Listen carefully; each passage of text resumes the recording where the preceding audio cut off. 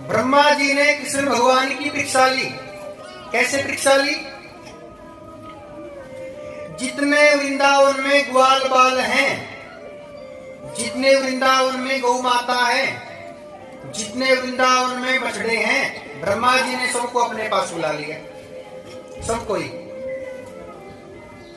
कन्हैया ने देखा ग्वाल बाल कहां चले गए, गौ माता कहां चली गई, ऐसा क्या हुआ? ध्यान लगाया, ब्रह्मा जी दिखाई पड़े। कन्हैया बोले, विधाता परीक्षा लेते हो? बुढ़ापा आ गया आपका, परीक्षा लेते हो? अब तनिक आप देखो मैं आपके साथ में क्या करता हूं। कृष्ण भगवान ने क्या किया? जितने ग्वाल बाल ब्रह्मा जी के पास हैं, उतने ग्वाल बाल कृष्ण भगवान खुद ही बन गए। जितनी गौ माता ब्रह्मा जी के पास है, उतनी गौ माता कृष्ण भगवान खुद ही बन गए। और ये कृष्ण का प्रेम है भक्तों के लिए। धन्य है वृंदावन।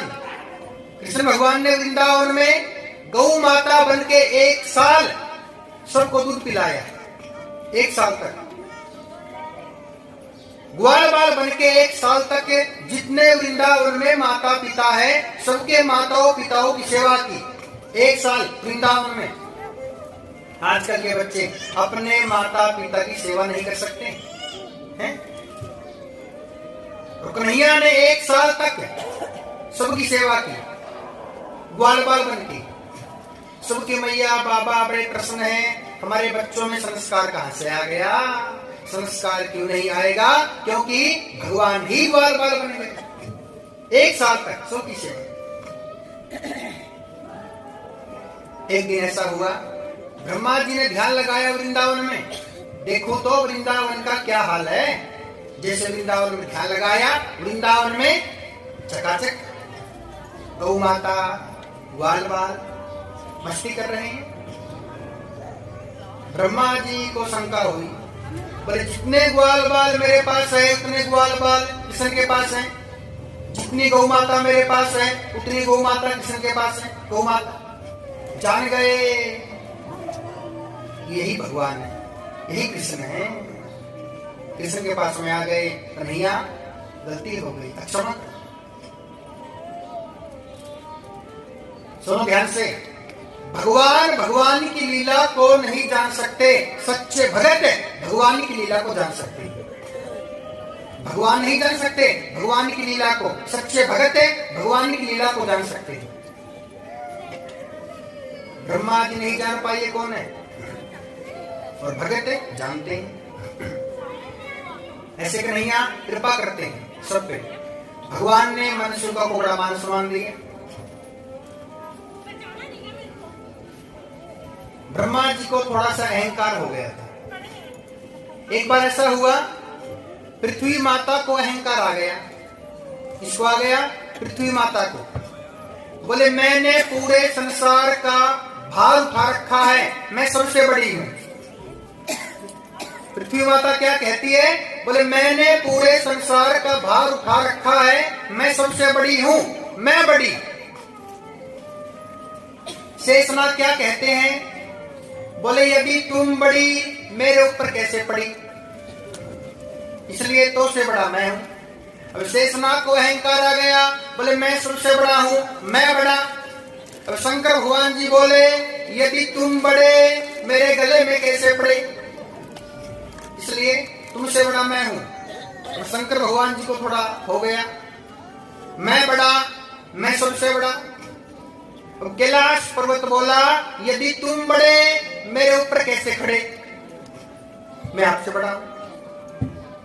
तो कैलाश पर्वत को अहंकार आ गया, बोले मैं बड़ा, मैं सबसे बड़ा। अब रावण बोला यदि तुम बड़े मेरे हाथ में कैसे पड़े, इसलिए मैं आपसे बड़ा। एक बार रावण ने कैलाश पर्वत को उठाने का प्रयास किया था। रावण बोला मैं सबसे बड़ा, मैं बड़ा। अब बाली बोला यदि तुम बड़े मेरी काख में कैसे दबे, है ना।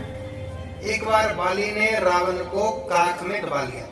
बोले बाली बोला मैं बड़ा, मैं सबसे बड़ा। राम जी बोले यदि तुम बड़े मेरे पैर में कैसे पड़े, इसलिए मैं तुमसे बड़ा।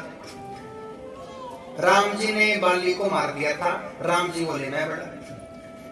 और राम जी बोले मैं बड़ा, कृष्ण जी बोले मैं बड़ा, बड़े कौन है दोनों में से? कृष्ण भगवान के भगत हैं, राम जी के भगत हैं। वैसे भगवान तो एक ही है ना, नाम अलग अलग है। दो इंसानों के बीच में झगड़ा हो गया। एक ने बोला राम जी बड़े, दूसरे ने बोला कृष्ण जी बड़े। बोले राम जी कैसे बड़े?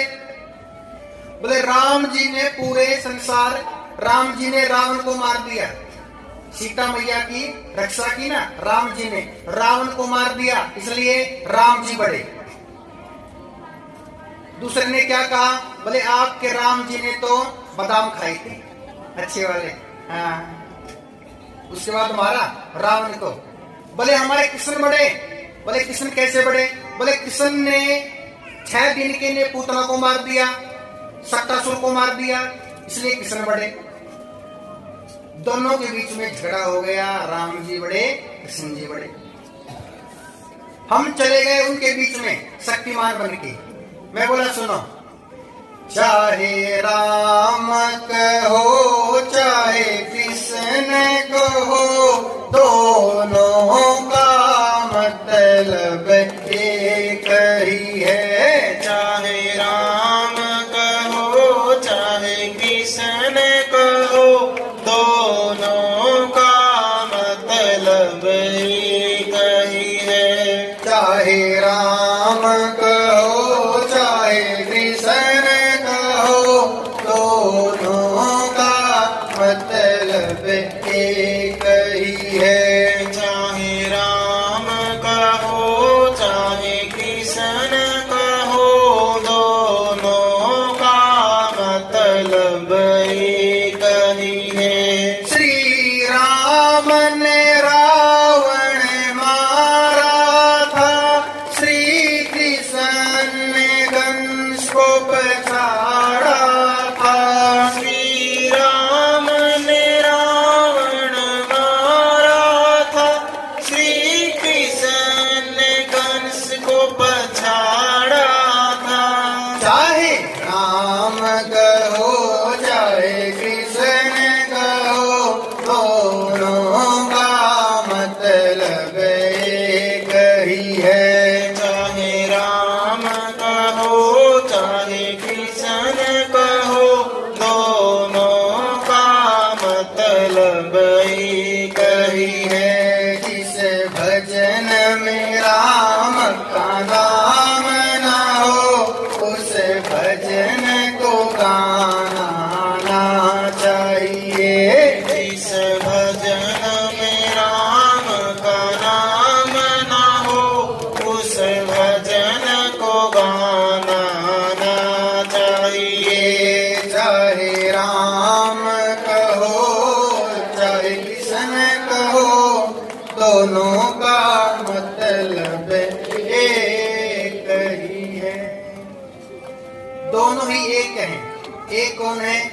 श्री नारायण भगवान एक है भगवान।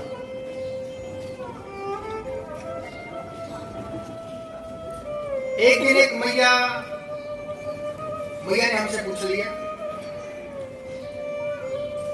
पंडित जी आप ये बताइए, सच्चे भक्तों को परीक्षा क्यों लेनी पड़ती? सच्चे भक्तों को देर से क्यों मिलता है?